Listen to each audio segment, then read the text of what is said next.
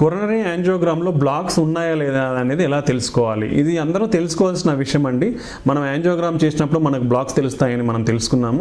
So ఈ బ్లాక్స్ని మనం grade చేస్తాం. అంటే బ్లాక్స్ అంటే మనం ఆల్రెడీ డిస్కస్ చేసుకున్నాం. ఇలా ఒక ట్యూబ్ ఉంటుంది, ఈ ట్యూబ్ మూసుకుపోవడాన్ని మనం బ్లాక్ అంటాం.